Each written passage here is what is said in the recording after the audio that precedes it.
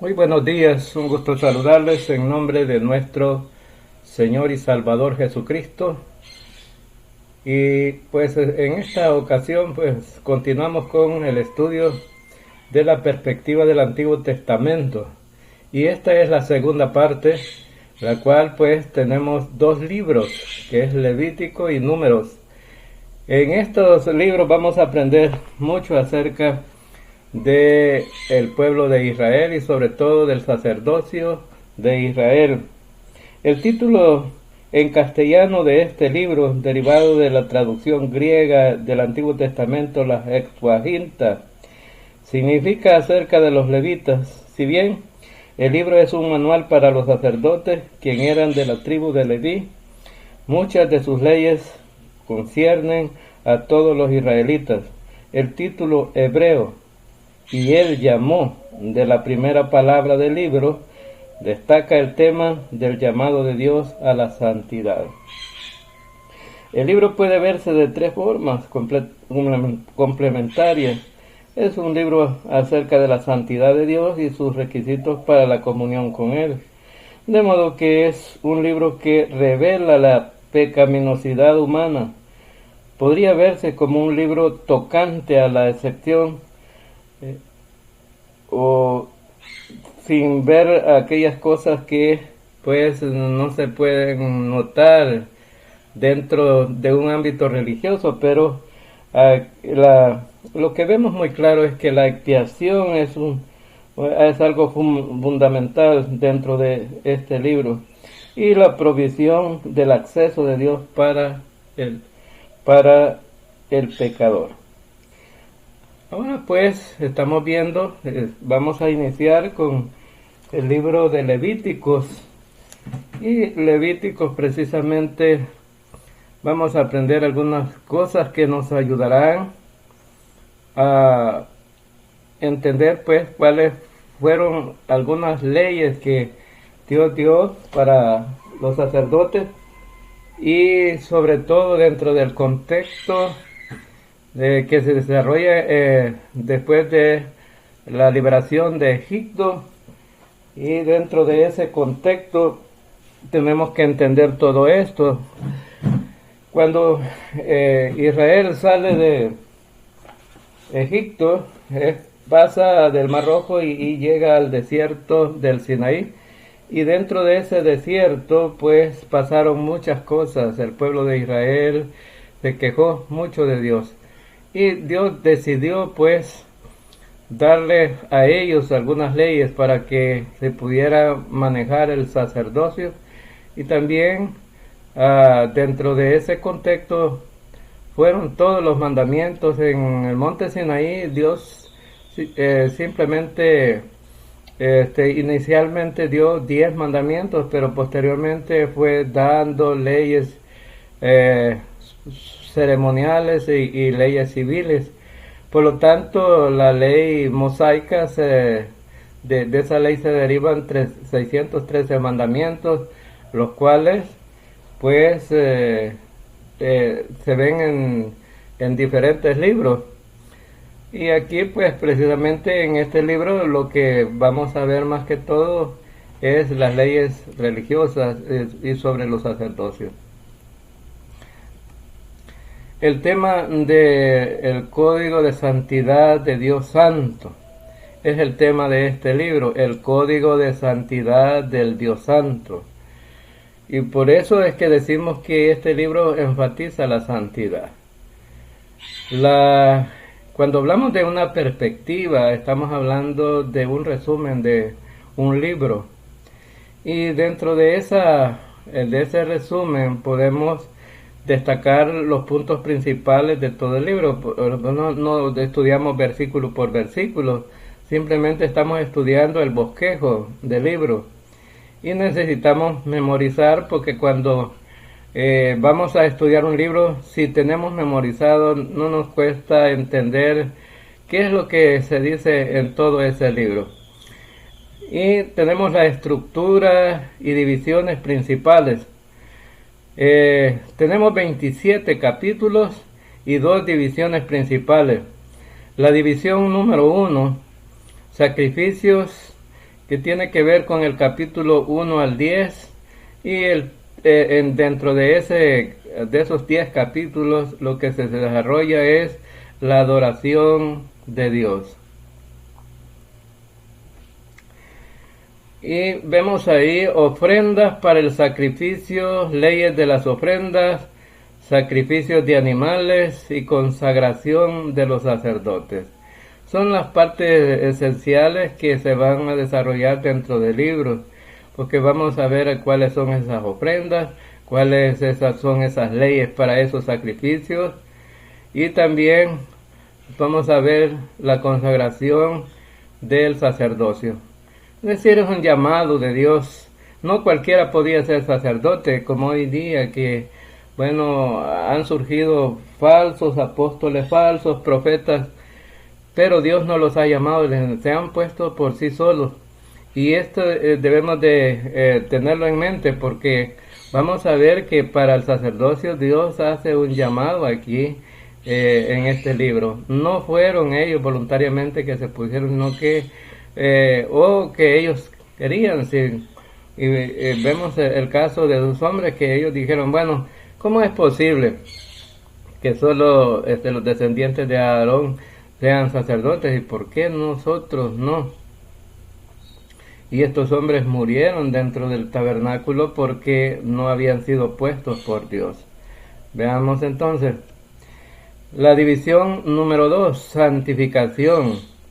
Está en el capítulo 11 hasta el capítulo 21, y dentro de esos capítulos el tema esencial es el caminar con Dios.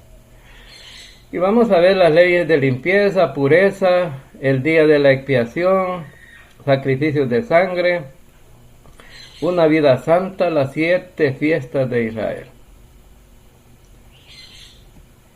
Y la palabra clave aquí es separación, que tiene que ver con la santificación, purificación, es decir, estamos hablando acerca de algunos requisitos para los sacerdotes, y protección, que tiene que ver con Dios, con el pueblo. Vamos a ver la primera sección del libro, o sea, la división número 1, y los sacrificios, adoración a Dios, capítulo del 1 al 10. Antes que los hebreos iniciaran la marcha hacia la tierra prometida, Dios les dio instrucciones detalladas a través del sistema de ofrenda, de cómo Él deseaba ser adorado, indicando el sacrificios de animales en el tabernáculo, más tarde en el templo. ¿Y por qué decimos más tarde en el templo? Porque llegó en el reinado de Salomón, pues se construyó un templo, y dentro de ese templo pues estaba el tabernáculo también, y allí pues se desarrollaban los sacrificios que Dios pedía para la adoración. Ahí tenemos, parece un error de dedo, dice oreandas, pero es ofrendas, es decir, la F faltó ahí. Así que pueden corregir.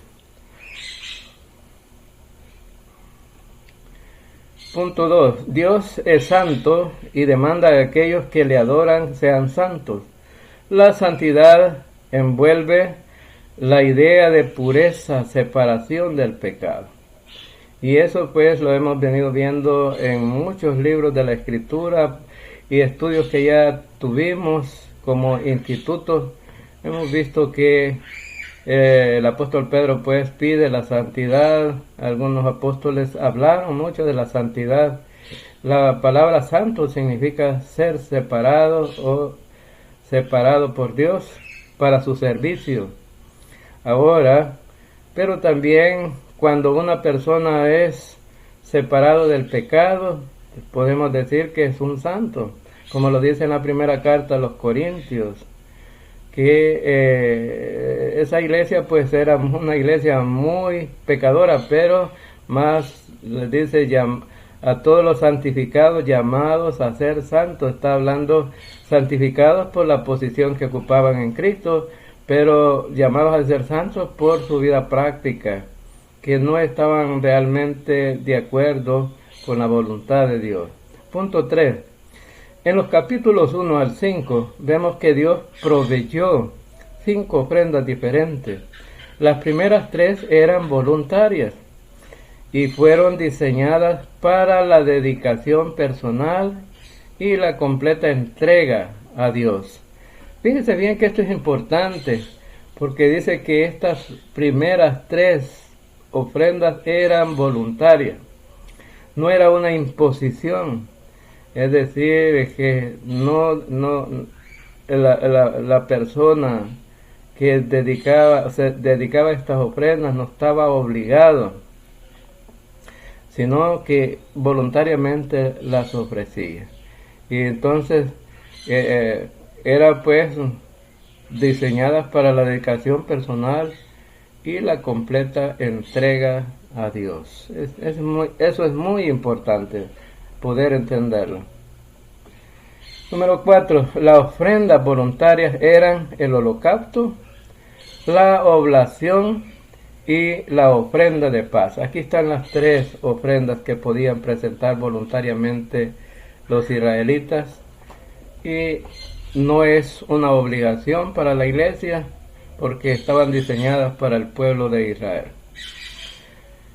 La ofrenda de paz podía ser de 3 formas diferentes: de acción de gracias, de voto o voluntaria. Las 3 dedicadas a la adoración a Dios y reconocimiento de quién es Él. Los holocaustos no eran para salvación, sino mantener la comunión con Dios.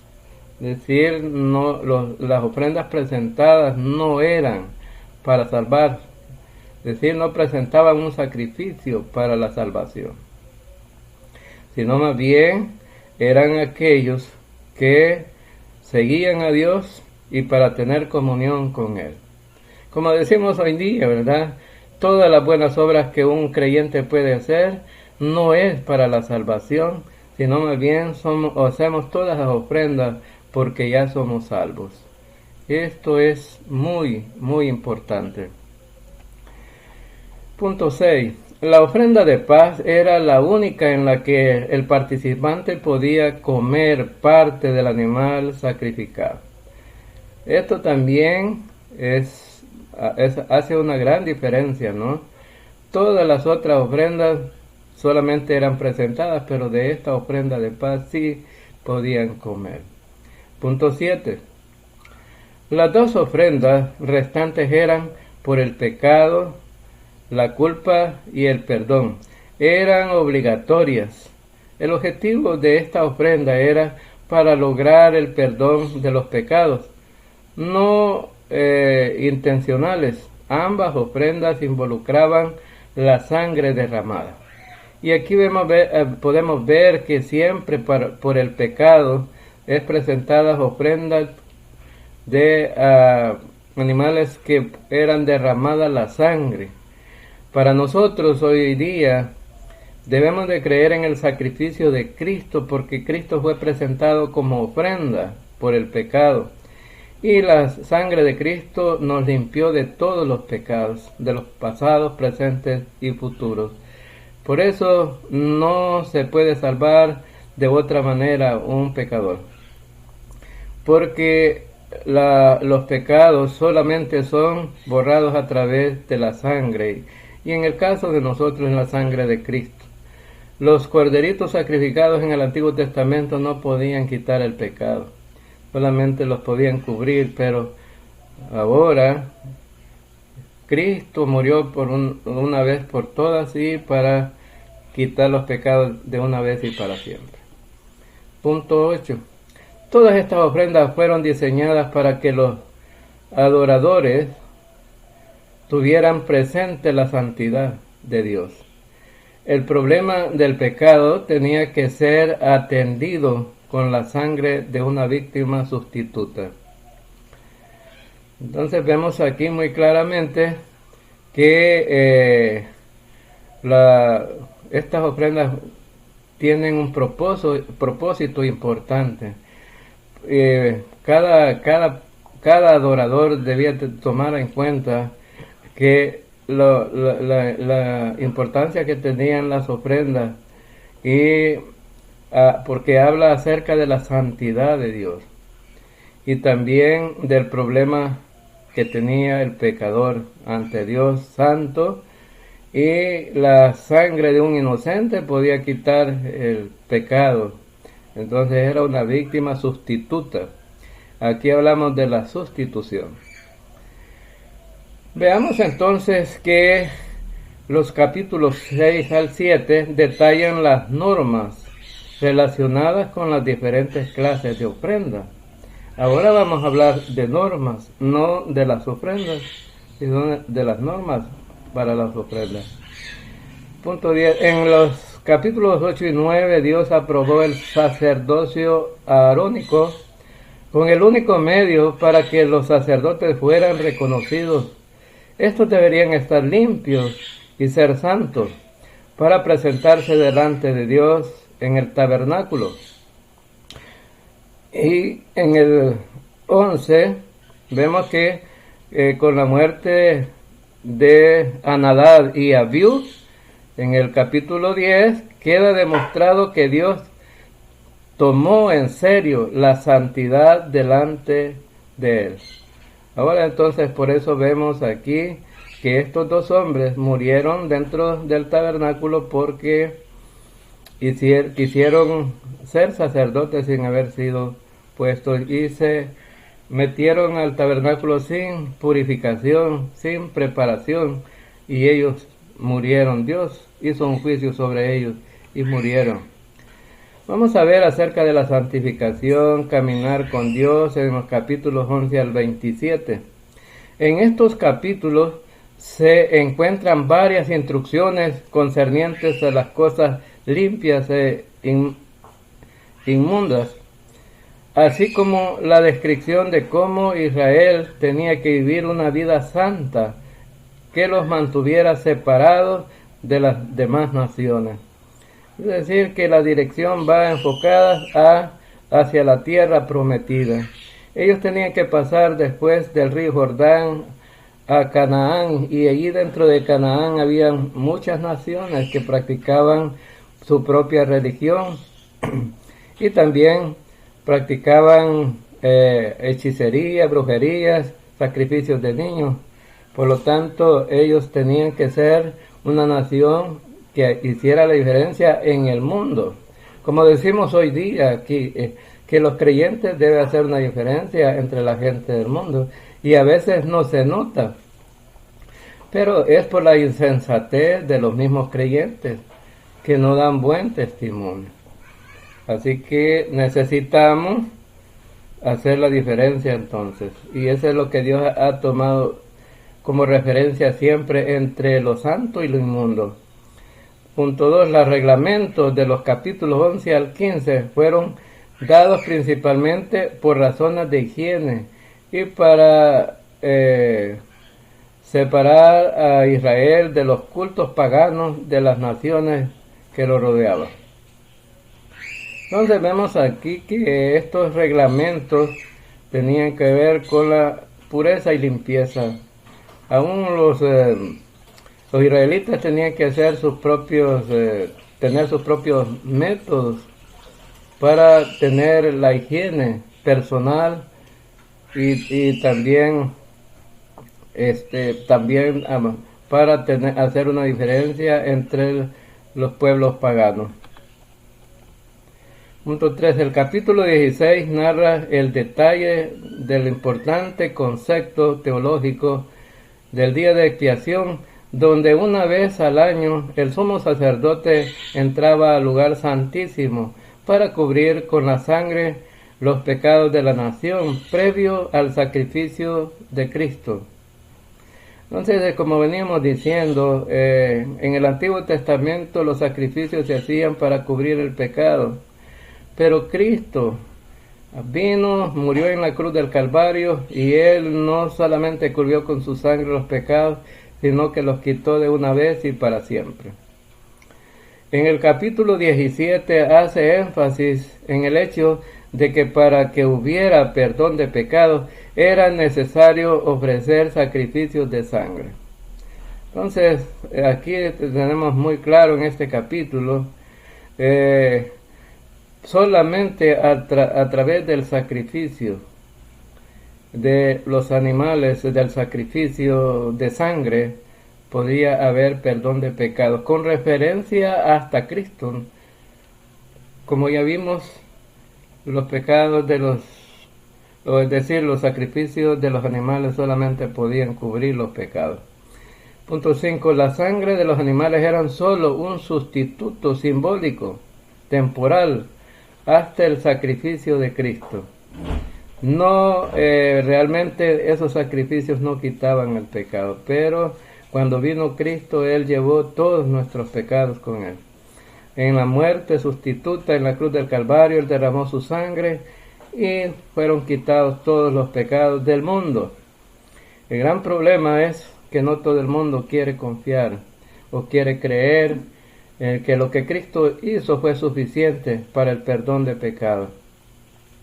Los capítulos, en el punto 6, los capítulos 18 al 21 contienen instrucciones adicionales de cómo estar separados para Dios y del pecado en las diferentes áreas de la vida, incluyendo la inmoralidad sexual y la homosexualidad.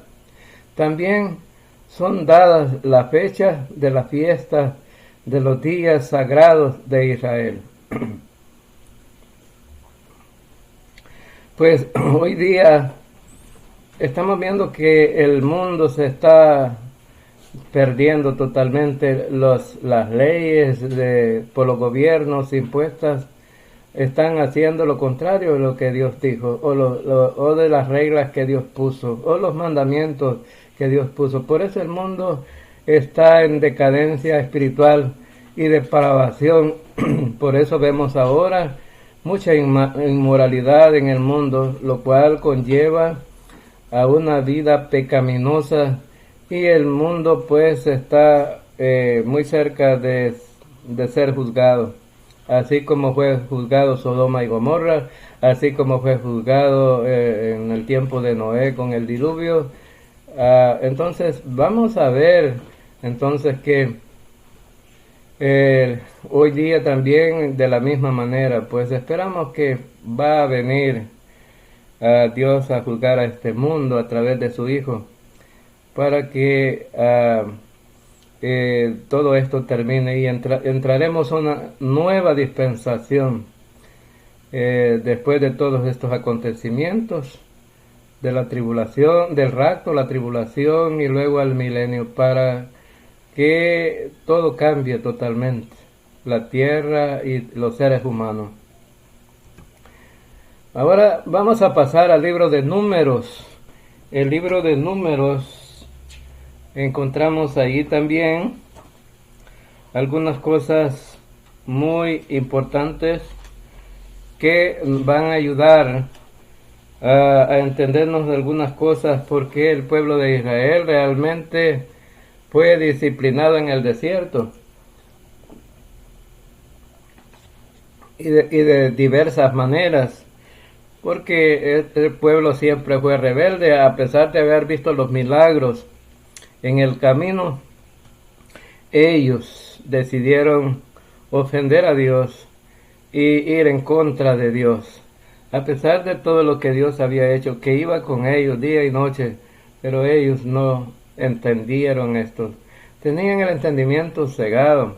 Es lo que hace Satanás también hoy día con la gente en el mundo, no sea el entendimiento de los incrédulos, para que no vean el resplandor del Evangelio de Cristo. Entonces vamos a ver que el libro de Números, el tema principal es el fracaso de la fe de Israel. Y la estructura y divisiones principales son 36 capítulos principales, 3 divisiones. En el libro anterior solamente teníamos 2 divisiones, ahora tenemos 3 divisiones. La división número 1 Consta de los capítulos 1 al 10 y es capítulos donde se dan instrucciones. Y vemos ahí la preparación de la generación de Éxodo. Cuando hablamos de la preparación de la generación de Éxodo es porque es una nueva generación. Recuerden que después de la salida de Egipto, todas las generaciones que salieron de ahí murieron en el desierto, tuvieron dando vueltas 40 años, vuelta y vuelta, pero nunca llegaban a la tierra prometida. Esa fue una disciplina de Dios. También vemos el censo.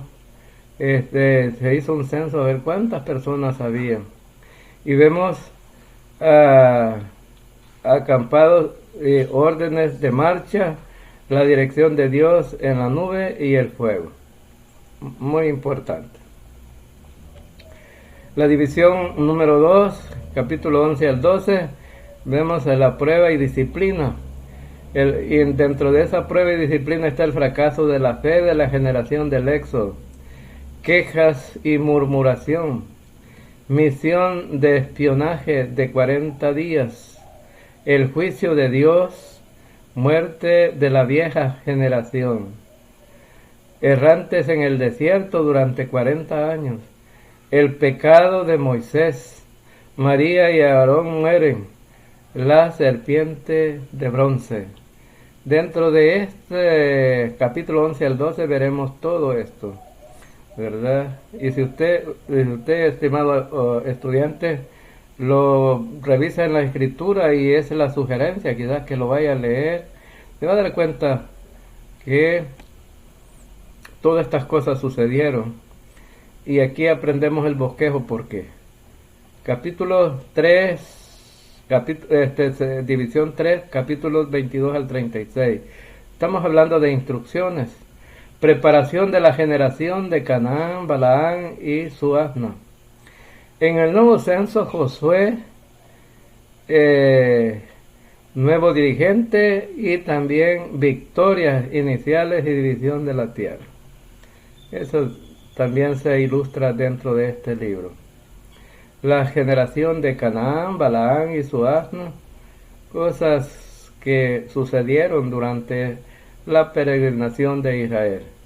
Ahora Josué va a dirigir, entonces el libro de Números está dentro del marco del libro de Josué. Josué, recuerden que inicia de este lado del río Jordán, entonces todo esto se desarrolla dentro de ese contexto antes de pasar al Jordán. Bien, entonces vemos que también hay algunas cosas pues se desarrollan en la toma pues de la tierra prometida. Personajes claves: Moisés, Aarón, María, Coré, Josué. Ahí tienen que cambiar esa S por una J, y Balaán. Consecuencias de la incredulidad. Veamos. El capítulo 10, del 1 al 10, preparación de la generación del Éxodo. Los israelitas estuvieron en el monte Sinaí y recibieron instrucciones para la adoración en el tabernáculo, los cuales estaban registrados en Levítico. Han transcurrido 13 meses desde que los israelitas abandonaron Egipto. El libro de Levítico comienza donde termina Éxodo. Entonces vemos que aquí hay una cronología, ¿no? Después de Génesis continúa Éxodo, y Éxodo comienza donde termina Génesis. Y ahora vemos aquí muy claro en este libro que Levítico comienza donde termina Éxodo, y ahora pues estamos viendo el libro de Números. Número 2. Números cubre un periodo de 40 años donde los israelitas anduvieron errantes desde el monte Sinaí hasta la tierra de Canaán. 40 años. Esa fue la disciplina de Dios por incrédulos, porque ellos eran incrédulos, vieron los milagros, vieron cómo Dios los pasó por el Mar Rojo, y vieron cómo Dios les proveyó agua, y vio Dios cómo les proveyó comida, no quisieron más maná, les dio codornices, y así de tal manera que Dios los traía como alas de águila, pero ellos no quisieron seguir a Dios, sino que se rebelaron contra Él. Los primeros 10 capítulos de Números comprenden la preparación del pueblo. Se realizó un censo y el resultado fue 603.550 hombres de 20 años en adelante, lo cual arrojó para toda la nación un total de 2 millones de gentes. Imagínense cómo estaba de grande el pueblo que estaba en Egipto y ahora cómo se ha desarrollado, ¿verdad? El pueblo de Israel. Estaba cumpliéndose la promesa para Abraham. Dios le prometió a Abraham que iba a ser una nación grande, de un hijo que le proveyó. Entonces, por lo tanto, esto se fue expandiendo. Y de ahí viene la línea genealógica de el Mesías, que es Jesucristo. Dios proveyó los planes para la organización del campamento, así como el orden con el que debían de marchar. Es decir, no iba a salir cada quien por su lado. Y Dios ordenó a las tribus de acuerdo a su propósito. Las tribus no se mezclaban unas entre otras. Cada tribu tenía su propio va a tener su propio territorio en el futuro, y aquí cada tribu marchaba junta, no se desperdigaba. Las tribus rumbo a la tierra prometida, los levitas recibieron instrucciones especiales respecto al montaje y desmontaje y transporte del tabernáculo. Es decir, que Dios dio instrucciones cómo elaborar el tabernáculo, de qué materiales, cómo debería estar estructurado, y quiénes lo deberían de hacer, y quiénes debían de cargar el tabernáculo. Es decir, Dios es un Dios de orden, no de desorden. En este tiempo celebraron la primera Pascua. Dios guiaba al pueblo en forma de nube y de día, de fuego, de noche. Ahora entonces, esa fue la forma como Dios los sacó de Egipto. Entonces, sí, la Pascua es la celebración de la liberación de Israel de Egipto, donde se sacrificó el corderito, se pintó con la sangre los dinteles de las puertas para que el destructor no matara al primogénito de los israelitas o de los judíos. Y vemos entonces que de esa manera Dios protegió al pueblo y de esa manera los trajo hasta llegar a la tierra prometida. Muy importante. Capítulo 11 al 21, el fracaso de la fe de la generación del Éxodo. Lamentablemente el pueblo se quejó y murmuró acerca de las dificultades del viaje y de no tener otra cosa que comer excepto maná. Dios dio a la gente codornices y una plaga para disciplinarlos por su rebeldía e ingratitud. De esto les hablaba anteriormente, ¿no? Todo pecador necesita disciplina. Es decir, aún los creyentes hoy día, si nos rebelamos contra Dios, lo que merecemos es la disciplina de Dios.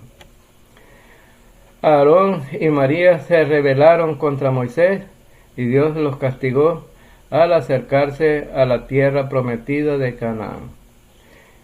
Entonces, ¿por qué? Porque ellos pensaron que podían ser igual a Moisés con su liderazgo.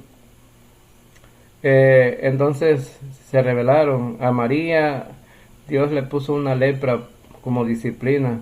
A Aarón no lo disciplinó, pero tenía su propio propósito Dios. Porque ahora vemos aquí entonces que ellos fueron disciplinados por rebelarse contra Moisés y contra Dios. Ellos determinaron que una misión de espionaje reconociera la tierra y sus habitantes. 12 espías fueron enviados. 12 espías fueron enviados para ver cómo era la tierra prometida. Entonces, este espionaje fue también algo revelador, porque Dios se iba a dar cuenta quiénes realmente le seguían de corazón y quiénes no, quiénes tenían fe en Él y quiénes no tenían la fe en Él. A su regreso, el informe de 10 espías fue positivo en cuanto a la abundancia de la tierra. Los otros 2 espías, cuyos nombres eran Josué y Caleb, ahí en la palabra Josué falta una letra, informaron que era una tierra que fluía leche y miel, y estaban de acuerdo que sus habitantes eran fuertes. No obstante, con la ayuda de Dios, la tierra podía ser conquistada. El punto 5 dice que el pueblo escuchó, ahí también tenemos otro error, escuchó el consejo de los 10 espías, y el pueblo se rebeló contra Dios y Moisés. Entonces necesitamos tomar en cuenta, ¿no?, cómo este pueblo, teniendo tanta revelación de Dios, entonces, y cómo, bueno, Dios se los había llevado y Dios les había prometido que Él iba a pelear por ellos. Entonces, pero este pueblo se rebeló contra Dios y contra Moisés, y dijeron que no podían conquistar la tierra. Pero hay 2 hombres, Caleb y Josué. Estos hombres sí eran hombres de fe y dijeron: sí podemos. Dios lo ha prometido, Dios lo cumplirá. Y eso es lo que debemos también de creer nosotros. Si Dios nos ha prometido, Él lo va a cumplir. Hoy día mucha gente incrédula dice que, bueno, la salvación simplemente es por obras. Pero Dios ha prometido que es por gracia, un regalo. Y si Él lo ha prometido, Él lo va a cumplir también. Dios juzgó al pueblo por incredulidad, decretando que durante 40 años caminarían errantes por el desierto, y que todos los varones de 20 años en adelante murieran durante su peregrinaje. Hubo una rebelión más por parte de Coré contra el sacerdocio de Aarón, lo cual Dios juzgó soberanamente. Este hombre se rebeló contra el sacerdocio y Dios lo castigó. Siempre del ámbito religioso hay problemas de divisiones. Gracias a Dios, pues, que aquellas iglesias que no se han dividido están en lo correcto. Y si podrían haber divisiones es por la doctrina, pero menos por liderazgo. Cuando se pelean los liderazgos, la gente actúa mal. Entonces, mejor que los líderes abandonen quizá la congregación, pero menos que la congregación se divida. Moisés también pecó al no someterse estrictamente a la forma como debía de ejecutarse la voluntad de Dios. Moisés, Aarón y María murieron porque ninguno de estos dirigentes entrarían a la tierra prometida. El pecado de Moisés fue que Dios le dijo: toca la roca, y él la golpeó en rebeldía. Entonces por eso Dios no le permitió pasar al otro lado de la tierra. Todos de los hombres que salieron de Egipto, todos menos 2 pudieron entrar a la tierra prometida, que era Josué y Caleb. Josué y Caleb. Que salieron de la tierra de Egipto, pudieron entrar a la tierra prometida. Y ahí los demás no, Dios no permitió que entraran. En el último año de peregrinación, Dios juzgó al pueblo enviándole serpientes cuyas mordeduras eran mortal. Dios proveyó la cura contra la muerte de las mordeduras de las serpientes a través de la creación de una serpiente de bronce, hacia la cual todos tenían que ver con fe y sanarían. Todos tenían que mirar con fe y sanarían. Entonces vemos entonces que esta serpiente de bronce realmente no tenía poder. Lo que tenían que obedecer era la palabra de Dios. Si Dios les decía que hicieran una cosa, tenían que hacer. Igual nosotros. Dios nos lleva por fe. Hemos sido salvos por medio de la fe. Y continuamos la vida cristiana por fe. No por nuestros propios caprichos, sino por las decisiones que Dios ha tomado con respecto a nosotros. Capítulo 22 al 36, vemos la preparación de la generación de Canaán. La última sección de Números menciona otros juicios disciplinarios contra el pecado por parte de Dios y la bendición de Dios sobre Israel. A pesar de su desobediencia, cuando cambia los propósitos de Balac y del profeta Balaán, la vieja generación masculina del Éxodo murió y fue reemplazada por una nueva generación de hombres, las cuales tuvo que ser instruida nuevamente, tanto en los mandamientos como en los caminos de Dios. Es decir, esa nueva generación necesitaba ser preparada porque iban a entrar a una tierra que Dios le había prometido, pero ahí habían otras naciones, ya otra gente con otra cultura, con otra religión, y esta gente necesitaba ser instruida para no contaminarse con todas las costumbres de esta gente. Por lo tanto, necesitaban ser instruidos. Punto 3. Se llevó a cabo un nuevo censo que dio como resultado un total de 601.750 hombres, quienes quedaron bajo la dirección del nuevo líder Josué.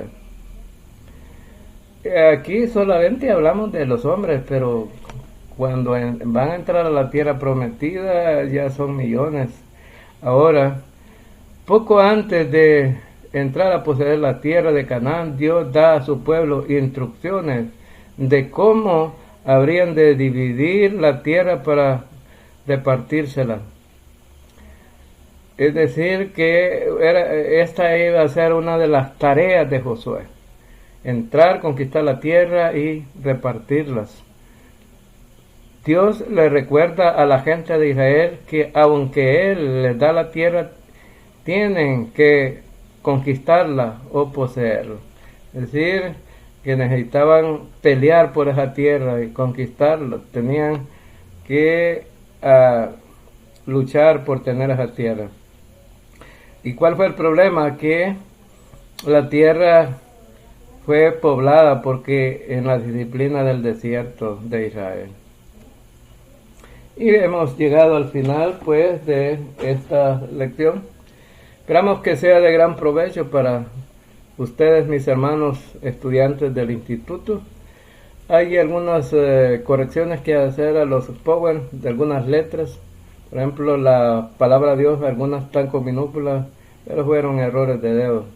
Entonces hay que corregirlas en sus folletos.